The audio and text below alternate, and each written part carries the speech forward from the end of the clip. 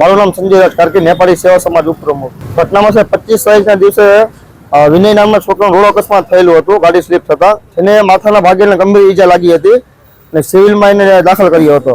હવે 28 તારીખના દિવસે ભાઈનું ઓપરેશન થયેલું, ઓપરેશન સક્સેસફુલ ગયેલું અને અમને જાણવા મળેલું કે ઓપરેશન સક્સેસફુલ છે અને 10 દિવસ એને ઓબ્ઝર્વેશનમાં રાખવાનો હોય. અને એના રાતના દિવસે જ્યારે બ્લડની અમે ડૉક્ટરે બ્લડ મંગાવેલું હતું અને બ્લડ માટે અમે અલગ અલગ ગ્રુપમાં અલગ અલગ પેજમાં અમે વાત કરેલી બ્લડની અમારે જરૂર હોય. તો જેમાં બ્લડ તો જમા થઈ ગયું હતું અને સમથિંગ 2 બોટલ જેવી બ્લડ ઘટતી હતી. જેમાં જયદીપભાઈ ચાવડા નામના વ્યક્તિ બ્લડ ડોનેટ કરવા આવ્યા હોય અને એને ડૉક્ટર પાર્થને બેને બોલાપલી રકજક મગજમારી થયેલ હોય ત્યારે અને બેનો મામલો ઉગ્ર એકદમ બન્યો હતો. એમાં ડૉક્ટર લોકો હડતાલ ઉપર ઉતર્યા, જેમાં વિનય થાપાને પ્રોપર સારવાર ન મળી, જેમાં એનું નિધન થયેલું છે.